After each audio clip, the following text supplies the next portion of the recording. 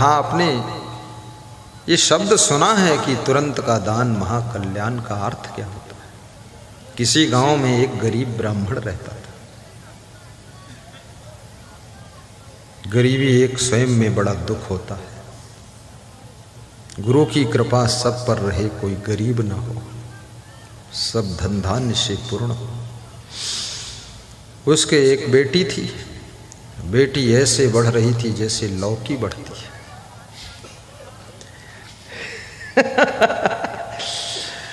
बेटी का शरीर धीरे धीरे जवानी में प्रवेश करता है। ब्राह्मण का मन चिंतित हो जाता है कि कन्या का विवाह कैसे करूं, पैसे नहीं। बेटी समझदार थी, अपने पिता को चिंतित देख करके पूछती है, पिताजी कुछ चिंता में दिखाई देते हो।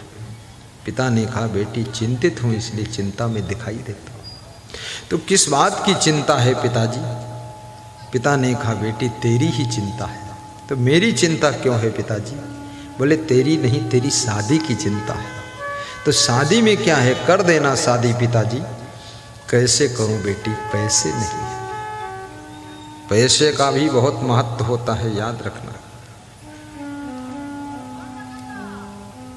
10% अपना कमाया हुआ धन धर्म में लगाइए, भक्ति में लगाइए, सेवा में लगाइए।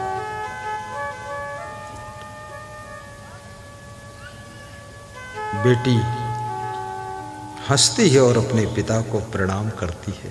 कहती है, पिताजी अपने देश का जो राजा है वो राजा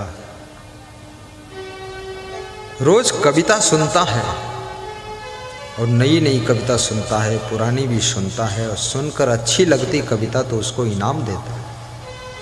तो जाओ राज दरबार में कविता सुनो। ब्राह्मण देवता ने कहा कि बेटी कविता बनाना भी नहीं आता है और सुनाना भी नहीं आता है। तो बेटी ने कहा, कविता पिताजी मैं बना दूंगी, सुना तुम देना। बोले लंबी कविता याद भी नहीं रहती।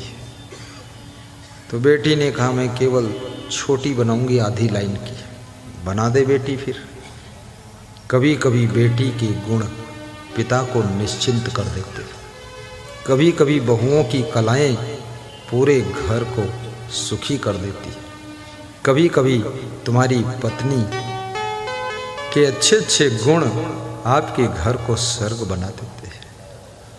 किसी किसी के घर में ऐसी नारियां हैं कि घर को मंदिर बना दिया है। किसी किसी के घर में ऐसे बच्चे हैं कि माँ बाप अपने बच्चों के कारण ही नरक भोग रहे हैं। कितने घरों में ऐसी चंडिका बहुएं पहुंची हैं, गौरव नरक बनाया है। माता पिता सास ससुर कभी नहीं रोए थे, रोज रुलाती है। सोने नहीं देती हैं, रोने खूब देती है। ऐसा कभी न कर, पाप लग जाता है। बेटी ने अपने पिता की चिंता को खत्म कर दिया। कहा, पिताजी जो शिष्य अपने गुरु को चिंता देता है वो शिष्य बिना चिता के ही जलकर राख हो जाता है। और जो पत्नी अपने पति को चिंता में डालती है उस पति को कभी, उस पत्नी को सुख नहीं मिलता है। जो पति अपनी पत्नी को टेंशन देता है वो पति कभी शांति नहीं पाता है। और जो बहू अपने सास ससुर को दुखाती है उस बहू का दुख कभी मिटता ही नहीं है। और जो सास ससुर अपने बहू को पीड़ा देते हैं उनकी जिंदगी में कभी शांति आती भी नहीं है। इसलिए पीड़ा नहीं देना है, सबका ख्याल रखना है और सबकी चिंता को दूर करना है। चिंता हरण बनना है, आपको चिंता हरण बनना है। सबकी टेंशन मिटाओ। बेटी अपने पिताजी से कहती है, एक छोटी सी कविता में रचना कर रही हूं, तुरंत का दान महाकल्याण। जाओ राजा को सुनाना। ब्राह्मण देवता राज दरबार में प्रवेश करते हैं, राजा के सम्मुख कविता सुनाते हैं, तुरंत का दान महाकल्याण। राजा कविता सुन करके खुश हो जाता है। कोषाध्यक्ष से कहता है, एक स्वर्ण मुद्रा इनाम दीजिए। एक स्वर्ण मुद्रा मिली। राजा ने कहा, फिर सुना दीजिए। फिर सुनाया। बोले इसको 5 स्वर्ण मुद्रा दीजिए। 5 स्वर्ण मुद्रा मिली। राजा बोला जाओ कल फिर आना सुनो। ब्राह्मण बहुत खुश होकर के लौटा। स्वर्ण मुद्राएं मिल चुकी है। घर में प्रवेश किया हंसते हंसते। आप जब धनवान बनते हो ना, तुम्हारे घर में धन आता है तो धन के साथ खुशी भी आती है। निर्धनता जब आती है ना, धन चला जाता है, साथ में खुशी भी चली जाती है। इसलिए धनवान भी बनना चाहिए, कंगाल नाथ न बनिए। नहीं, परिवार के हर सदस्य को फिक्र रहना चाहिए। सब लोग कोशिश करें कि हम धनवान रहें और गुणवान रहें, महान रहें, चरित्रवान बने, बुद्धिमान बने, विवेकवान बने। गुणवान भी बनना चाहिए। केवल धनवान बनने से सामान मिल सकता है, गुणवान बनने से सम्मान भी मिलता है। चरित्रवान बनने से यश फैलता है और बुद्धिमान बनने से सफलता मिलती है। विवेकवान होने से सुख मिलता है। और याद रखना, जिसके पास न धन है, न विवेक है, न बुद्धि है, न विद्वता है, न शुद्धता है, तो इसका तो सब काम जीरो हो गया। इसलिए गुणवान भी बनो, महान भी बनो।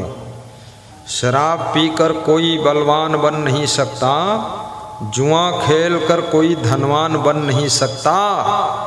अटल सत्य नियम है कुदरत का, बिना गुरु की कृपा के कोई महान बन नहीं सकता, महान बन नहीं सकता। बोलिए सद्गुरुदेव की जय। राम के ऊपर भी गुरु कृपा थी, तब वह भगवान महान बने थे। गुरु की कृपा कृष्ण के ऊपर भी थी, मीरा के ऊपर थी, शिवरी के ऊपर थी, ध्रुव प्रहलाद के ऊपर थी।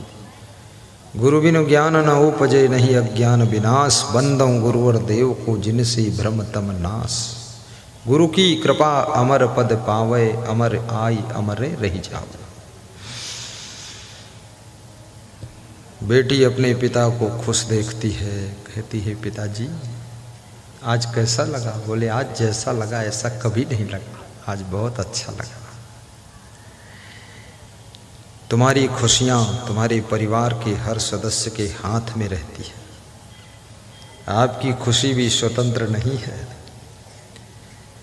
कभी कभी आपकी पत्नी जब खुश होती तुम बहुत खुश होते हो, पत्नी दुखी होती तुम दुखी हो जाते हो। कभी माता पिता खुश होते तो तुम भी खुश हो जाते हो। नरेंद्र मोदी प्रधानमंत्री भारत देश के जब अपनी माँ को मिलने जाते हैं, उनकी माँ बहुत खुश होकर मिलती है। बुढ़ापे में भी दांत नहीं मुंह में, लेकिन फिर भी हंसती है मुंह खोल करके अपने बेटे को देखकर। मोदी भी हंसते हैं क्योंकि देखते हैं मेरी माँ खुश है तो मैं खुश हूँ। और मोदी को 100 रुपया देती भी है कि ले जाओ 100 रुपये में दिल्ली में रह लेना, मकान मिल जाएगा। माँ की करुणा, माँ की दया बड़ी विचित्र होती है। माँ का प्रेम भी बहुत विचित्र होता है। गुरु की कृपा भी बहुत विचित्र होती है। माँ के थप्पड़ में भी प्यार छुपा होता है, माँ की फटकार में भी प्यार छुपा होता है।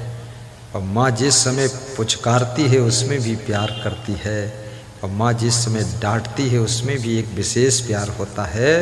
और माँ जब तुम्हारे एक चांटा लगाती है तो अद्भुत प्यार होता है। और माँ जब तुमको गुलाब जामुन खिलाती है तो ये तो निराला प्यार होता है। ये सब माँ का प्रेम है। पिताजी जब तुमको कड़ी नज़र से देखते हैं तो समझ लेना अब बड़ी कृपा होने वाली है। कड़ी नज़र है तो बड़ी कृपा है। मेरे ऊपर मेरे गुरुदेव की और छोटे गुरुदेव की बड़ी कड़ी नज़र थी मेरे ऊपर। मतलब किसी भी शिष्य का वो इतना कड़ी नज़र नहीं रखते थे। तो हमने कहा हमारे ऊपर बहुत ध्यान है और बहुत कड़ी नज़र है, ये 1 मिनट इधर उधर। तो बोले सोना को ज़्यादा संभाला जाता है, ये कबाड़ क्या लोहा की फिक्र नहीं। हम किसी के पास खड़े भी नहीं हो सकते थे, खड़े हो जाए तो भी डांट लगती थी। हमारे छोटे गुरु जो गुरुमन देव है ना, बिल्कुल दिन रात मेरी चिंता में रहते थे। तो मैंने कहा मैं गलती नहीं करूँगा, कभी किए नहीं, बचपन से नहीं किया, तो यहाँ साधु बन गए तो क्यों करूँगा, इतना आप फिक्र क्यों करते हैं। बोले तुमको पता नहीं है, सोना की जो फिक्र नहीं करेगा तो उसको चोर ले जाएंगे, और सोना की जो फिक्र नहीं करेगा, संभालने की चिंता नहीं करेगा, तो उसको बहुत लोग लेने वाले। इसलिए हम आपकी फिक्र रखते हैं कि आपको संभाल लेंगे तो आप सब कुछ फिर संभाल लेंगे। देखिए, तो माँ बाप अगर आप पर कड़ी नज़र रखें तो समझ लो बड़ी कृपा होने वाली है। गुरु यदि आपको डांट दे तो समझ लो बहुत मानता है तुमको, तभी डांट लगाया है। नहीं यो गोई तहिल चेलक कोई डरता ही नहीं, गुरु जानती बैलो है बेकार है, छोड़ो क्या कर रहा है। जिस बहू को सासू बार बार समझाए तो समझ लो उस पर बड़ी कृपा है सासू की। लेकिन माँ बाप, सास ससुर, गुरु जिसको बार बार समझाते हैं ना तो समझने वाला ऊब जाता है। वो कहा तो ब्यार ब्यार वाही बात समझाओ था, ब्यार ब्यार वाही बात समझाओ था। बेर बेर इसलिए समझाओ, तुम बेर बेर समझत नहीं तब समझाओ थे, एक बार समझ जाओ तो दोबारा समझेबे न करें। तुलसीदास के गुरु ने बार बार समझाया था तुलसीदास को। तुलसीदास के गुरु का नाम क्या था? नरहरिदास। तुलसीदास ने रामायण में लिखा है कि तदापि कहे वो गुरु बारही बारा, समझी परी कछु मति अनुसारा। तद्यप मेरे गुरु ने मुझे बार बार समझाया, लेकिन मेरे समझ में बहुत थोड़ा आया, बुद्धि नहीं इतनी मेरे पास, क्या करूं। तुलसीदास कहते बुद्धि नहीं है, इतनी मोटी रामायण लिखा तो क्या बिना बुद्धि के लिखा? बुद्धि बहुत है, पर ये नहीं कहते I am intelligence, I am brilliant, I am talent, ये नहीं बोलते हैं। तुलसीदास विनम्र हैं, कहते हैं हमारे बुद्धि नहीं थी। तदपि कहे वो गुरु बारही बारा, जो बार बार समझाए वो गुरु के लेवल में आपको समझा रहा। आपके सास ससुर भी, माता पिता, बड़ा भाई, छोटा भाई, जो भी आपको बार बार अच्छी बात समझाता है तो उसके अंदर से गुरु तत्व काम कर रहा है। ये गुरु की कृपा है जो वे तुमको बार बार समझाते हैं और तुम्हारे ऊपर मेहनत करते हैं। ये गुरु की बहुत बड़ी रहमत है। तदापि कहे वो गुरु बारही बारा, समझी परी कछु मति अनुसारा, समझी परी कछु मति अनुसारा। ये बुद्धि जितनी थी थोड़ी उतने समझ में आया, उतना समझा तो इतनी मोटी रामायण। अब पूरा समझ में आ जाता तो हमको लगता ट्राली में लाद कर चलती, इतनी मोटी बन जाती। तुलसीदास महाबुद्धिमान। तो कबीर साहब, क्या प्रचंड बुद्धि है कबीर साहब की। कबीर साहब तो क्या कहते हैं? मसी कागद छुयो नहीं, कलम गही नहीं हाथ, और चारों वेद का महत्तम, कबीर मुख जनाई बात। कबीर कहते मैंने कागज कलम छुआ नहीं, स्कूल पढ़ने गया नहीं, लेकिन चारों वेदों का सार मैंने बीजक में बोल दिया, शिष्यों ने नोट कर लिया और मेरी वाणी बीजक में संग्रहित है। कबीर तो बहुत महान संत है। कबीर की वाणी 100 सुनार की, एक लुहार की। कबीर साहब बहुत विचित्र संत है। कबीर साहब देखो कितना अच्छा बोलते हैं। कबीर कमाई आपनी कभी न निष्फल जाए, बोया पेड़ बबूल का आम कहाँ से खाए। तुरंत तौल दिया कि बबूल वो आम खाने की इच्छा रखो, उसमें से कैसे मिलेंगे आम। बबूल से कांटे होंगे, आम के फल थोड़े होंगे। ऐसे खोटे कर्म करोगे और मीठे फल चाहोगे, नहीं मिलेंगे। अच्छे कर्म करोगे तभी आप सुख शांति का फल मिलेगा। कबीर कमाई आपनी कभी न निस्फल जाए, बोया पेड़ बबूल का आम कहाँ से खाए। कस्तूरी कुंडली बसे मृग ढूंढे बनवाए, ऐसे घट घट राम है दुनिया जाने ना। देखिए, तुरंत बुद्धिमान व्यक्ति की पहचान होती है, 1 सेकंड में उदाहरण पेश करता है। कबीर कहते हैं जैसे कस्तूरी मृगा की नाभि में रहती है, जब वो पक जाती है उसकी खुशबू आती है तो मृगा सोचता जंगल में कहीं बाहर से खुशबू आ रही है। कस्तूरी को ढूंढने के लिए जंगल में तेज दौड़ता है और गिर पड़ता है और मर जाता है, क्योंकि मृगा के घुटने नहीं होते। जिनके घुटनों में दर्द हो रहा है, अगली बार ऐसा जन्म मिलेगा घुटने होंगे ही नहीं, बिना घुटने के रहो। देखो मृगा चल रहे हैं ना, देखिए कैसे आ गए 2 मृगा टीवी में आए हैं, स्क्रीन में।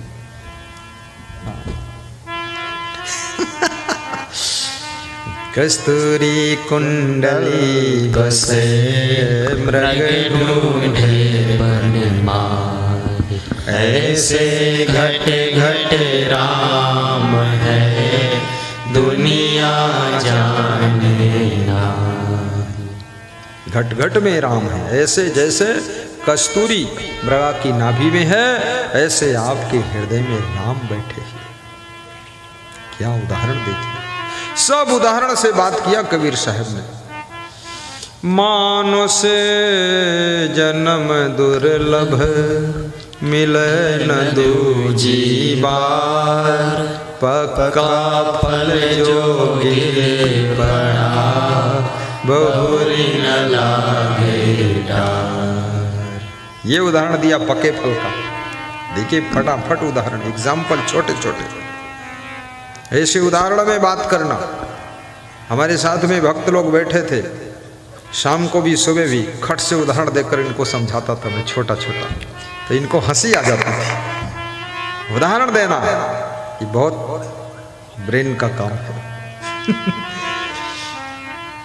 ऐसे घट घट राम है दुनिया जानती ना।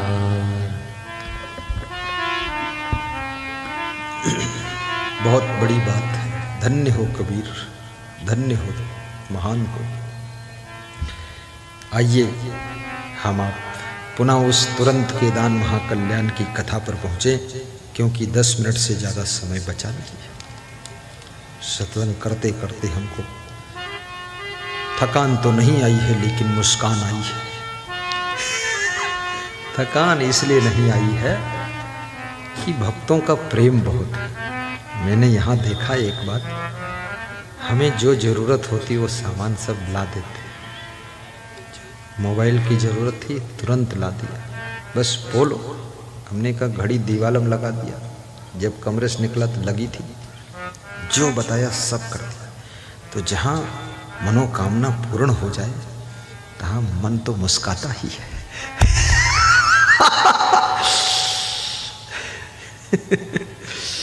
ज्यों जल बाढ़े नाम में, घर में बाढ़े दाम, दोनों हाथ उलीचिए यही सयानों काम।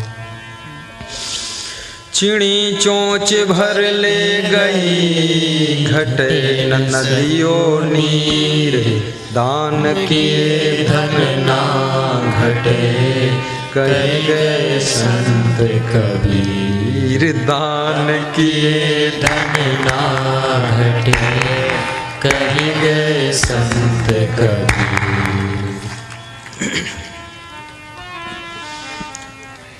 रात खुशी से बीत जाती है, प्रभात होता है। बेटी ने पिता से फिर बात किया, पिताजी जाइए,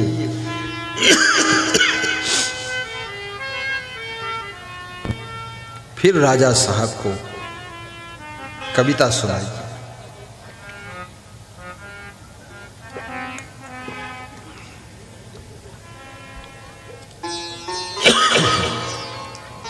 पिता ने कहा, बेटी तूने कोई नई कविता रचा है। पिताजी, नई की जरूरत ही नहीं, पुरानी ही काफी। बोले वहां बहुत कवि आते हैं। अरे बोले छोड़ो तुम, मेरी कविता का कोई कंपटीशन ही नहीं। ऐसी हो क्वालिटी आपकी, आपके सामने कोई कंपटीशन ही नहीं। जिसमें विशेष क्वालिटी है उसके कंपटीशन खत्म हो जाते हैं। जिसमें सेकंड क्वालिटी है, थर्ड क्वालिटी, उनका कंपटीशन होता है। बड़ी विचित्र बात है। बोले यही कविता सुनाना तुरंत का दान महाकल्याण। ब्राह्मण देवता जाकर के दरबार में पेश करते हैं।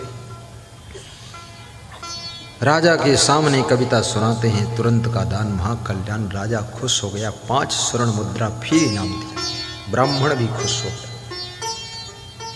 लेकिन और जो कवि बैठे थे उनको ईर्ष्या हो गई कि हम इतनी लंबी लंबी कविता 10-10 लाइन की, 20-20 लाइन की सुनाते हैं, तब हमको 1 स्वर्ण मुद्रा मुश्किल से मिलती है। ये 1 लाइन आधी लाइन सुनाता है, 5 स्वर्ण मुद्रा पाता है। इस पंडित को सुधारेंगे हम। झरसुआ लोग बैठे थे। ये झरसुआ ईर्ष्यालु सब जगह रहते हैं, पर्याप्त मात्रा में पाए जाते हैं। हर गांव में भी रहते हैं, कुटुंब में भी रहते हैं, राजनीतिक पार्टियों में भी ईर्ष्यालु बहुत है।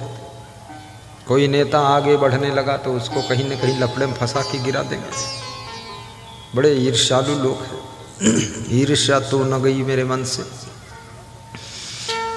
अन्य कवियों ने राजा साहब से कहा, राजा साहब जी नम्र निवेदन है, इस पंडित से ये तो पूछो ब्राह्मण से इसका अर्थ क्या है।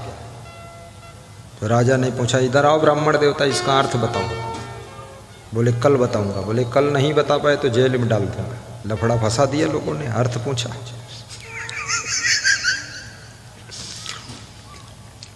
अर्थ राजा पहले किसी से अर्थ पूछता ही नहीं था, खाली कविता सुन के खुश हो जाता था, इनाम दे देता था। अभी दूसरे कवियों ने अर्थ वाला लफड़ा डाल दिया। पंडित जी ने कविता बनाया भी नहीं है, उनको अर्थ मालूम भी नहीं। बड़े दुखी मन से घर आए। बेटी ने देखा, फिर पिताजी चिंतित हैं। बोले अब चिंता किस बात की। अरे बोले सब मोहरें निकलेंगी, अब अर्थ जब कल दिखाना पड़ेगा। अर्थ नहीं बता पाए तो अनर्थ हो रहे हैं। राजा से पूछा, आप अर्थ जानना चाहते, तुरंत का दान महाकल्याण। बोले हाँ। बोले आइए बैठिए। विमान आकाश में उड़ा। राजा ने पूछा, कहाँ लिए जा रहे हो। बोले जहाँ अर्थ मिलेगा वहाँ ले जाऊंगा। कई लोग पार करके विमान उतरा। एक स्वर्ण महल बन रहा था, बहुत बड़ा सुंदर, सर्व सुविधा संयुक्त। वहीं पर विमान उतर गया। राजा ने कहा, ये क्या बन रहा है। बोले तुरंत का दान महाकल्याण बन रहा है। धरती लोक में एक धर्मवीर नाम का राजा है। वो बहुत दान करता है, पुण्य करता है, सबको सहयोग देता है, सब पर कृपा करता है।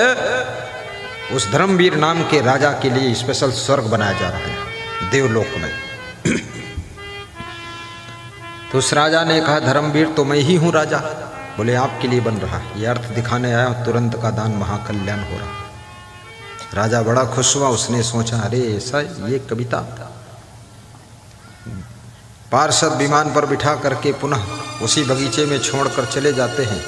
राजा खुशी के कारण रात में उसको नींद नहीं आती है कि वाह कैसा अर्थ निकला, मेरे लिए ऊपर स्वर्ग बन रहा। अगला दिन आया, ब्राह्मण फिर कविता सुनाने के लिए आया। फिर सुनाया, तुरंत का दान महाकल्याण। राजा ने कहा कि धन्य हो, अर्थ तो हम देखकर आ गए, बहुत खुश हो गए, देवलोक पहुंच गए। लेकिन ये बता दो पंडित जी, ये कविता बनाया किसने और ये अर्थ बताया किसने। तो इस ब्राह्मण देवता ने कहा कि मेरी बेटी ने ये कविता रचना किया है और मेरी बेटी ने ही अर्थ बताया था। राजा का मन डगमगा गया। राजा ने कहा, उस बेटी के साथ मैं विवाह करूंगा। ब्राह्मण को बहुत दुख लगा कि ये और अनर्थ हो गया। हम ब्राह्मण हैं, ये क्षत्रिय है, ये 60 साल का बूढ़ा है, मेरी बेटी 16 साल की है, इसके साथ विवाह कैसे जोड़ा बैठेगा। बड़े दुखी मन से ब्राह्मण वापस लौट कर आया। बेटी ने देखा तो कहा क्या हुआ? बोले अनर्थ हो ही गया, वो तुम्हारे साथ शादी करेगा, जबरदस्ती बता रहा राजा। बोले चिंता मत करो, सोइए आप। सवेरा हुआ, फिर बेटी ने कहा जाइए यही कविता सुनाइए और राजा से कहिए अर्थ बदल चुका है, फिर से अर्थ देख ले जाकर। शाम को बगीचे में पहुंचे 4 बजे। ब्राह्मण ने कविता सुनाया, तुरंत का दान महाकल्याण, और कहा कि इसका अर्थ चेंज हो चुका है, आप जाइए शाम को बगीचे में 4 बजे पार्षद विमान लेकर आएंगे, उस पर बैठिए और अर्थ देखिए जाकर, नया अर्थ। 5 स्वर्ण मुद्रा इनाम मिलती है। राजा शाम को बगीचे में जाता है, 4 बजे पार्षद विमान लेकर आते हैं, बिठा करके देवलोक ले जाते हैं। विमान वहीं पर उतरता है जहाँ पहले दिन उतरा था।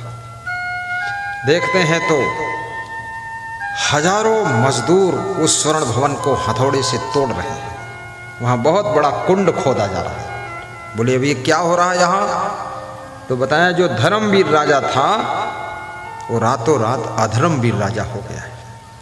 अब ये स्वर्ण महल हथौड़ों से तोड़कर गिराया जा रहा है और यहाँ नरक कुंड बनाया जाएगा, स्पेशल नरक में उसको डाला जाएगा। बोले क्यों? अरे बोले वो ब्राह्मण की कन्या के साथ जबरदस्ती विवाह करना चाहता है, ब्राह्मण का मन दुखी है, अपराध करने जा रहा, इसलिए अर्थ बदल गया। राजा का मन बड़ा दुखी हुआ। तुरंत का दान महाकल्याण। राजा बोला कि वापस ले चलो। वापस लाए, पार्षदों ने बगीचे में छोड़ दिया। राजा चिंतित हो गया। सवेरा हुआ, बेटी ने ब्राह्मण देवता से कहा जाइए फिर से यही कविता सुना कर आइए। ब्राह्मण देवता गए, राज दरबार में कविता सुनाया, तुरंत का दान महाकल्याण। राजा ने कहा इधर आओ पंडित जी, जो मैंने कल कहा था ना तुम्हारी बेटी के साथ मैं विवाह करूंगा, मुझे क्षमा करना, मैं जिंदगी में कभी विवाह उसके साथ नहीं करूंगा। और उसके विवाह में जितने रुपये पैसे धन दौलत दहेज सब खर्च होगा वो मैं दूंगा, और आपकी बेटी के पैर पूजूंगा, और मैं बिल्कुल उसके प्रति गलत नजर नहीं रखूंगा। ब्राह्मण खुश हो गया। जो ईर्ष्यालु कवि लोग थे वो भी सोचे कि इस ब्राह्मण को हम चक्कर में डाल नहीं पाए, इसका तो काम बनते जा रहा। ब्राह्मण प्रसन्न होकर 5 स्वर्ण मुद्रा लेकर के हंसते हुए घर को गया। बेटी ने कहा आज खुश हो? बोले आज सब काम बन गया, अपना भी अर्थ निकल आया। बोले तेरे विवाह में सब धन देगा, अब तेरे साथ वो विवाह नहीं करेगा। बेटी ने कहा धन्यवाद, सोइए पिताजी, सुबह फिर जाइए और यही कविता सुनाना और कह देना फिर अर्थ बदल गया है, फिर से देखें नया अर्थ फिर आया है। ब्राह्मण देवता राज दरबार में जाकर फिर कथा सुनाते हैं, वही एक छोटी सी कविता, तुरंत का दान महाकल्याण, और बताया कि इसका अर्थ नया फिर आ चुका है, फिर से अर्थ देख लीजिए जाकर। आप 4 बजे शाम को बगीचे में पहुंचिए। राजा शाम को 4 बजे बगीचे में पहुंचता है। वहाँ देवलोक से पार्षद विमान लेकर के आते हैं, राजा को बिठाते हैं और देवलोक में ले जाते हैं, और विमान वहीं रुकता है जाकर के जहाँ दूसरे दिन रुका था। देखा वहाँ जो कुंड खोदा जा रहा था उसको पाट दिया गया है, और हजारों मजदूर और मिस्त्री कारीगर विश्वकर्मा जुटे हुए हैं। सोने का हीरा चांदी से जड़ित सब स्वर्ग बनाया जा रहा है। पूछा राजा ने ये किसके लिए बन रहा? बोले वो जो धर्मवीर राजा था वो अधर्मवीर बना था तो उसके लिए नरक कुंड बन रहा था, अब फिर से वो धर्मवीर हो गया है, ब्राह्मण की बेटी के साथ विवाह नहीं करेगा ऐसा उसने मन बना लिया है, और बेटी की विवाह में जो भी धन लगेगा वो धन देगा, दहेज देगा, सब खर्चा देगा। अब वो फिर से धर्मवीर बन गया है तो उसके लिए स्पेशल स्वर्ग यहाँ बन रहा है। राजा ने ताली बजाई, कहा जय हो, आज हम बच गए। बार बार लौट करके आया, बेटी को बुलवाया, ब्राह्मण की बेटी आई, उसके पैर छुआ, क्षमा मांगा। ब्राह्मण की बेटी ने कहा मैं केवल बेटी नहीं हूँ, मैं केवल कन्या नहीं हूँ, मैं देव कन्या हूँ, मैं इस ब्राह्मण के घर को धन धान्य से पूर्ण करने के लिए आई हूँ। ना जाने कौन सी आत्मा, दिव्य आत्मा, सभ्य आत्मा आपके घर में कन्या का रूप धारण करके आ सकती है, पुत्र का रूप धारण करके आ सकती है। इसलिए कन्या और पुत्र को अच्छे संस्कार दीजिए और उनको अच्छी अच्छी बातें सिखाइए। हो सकता है उस कन्या के जन्म से ही तुम्हारी सारी तकलीफें दूर हो जाएंगी।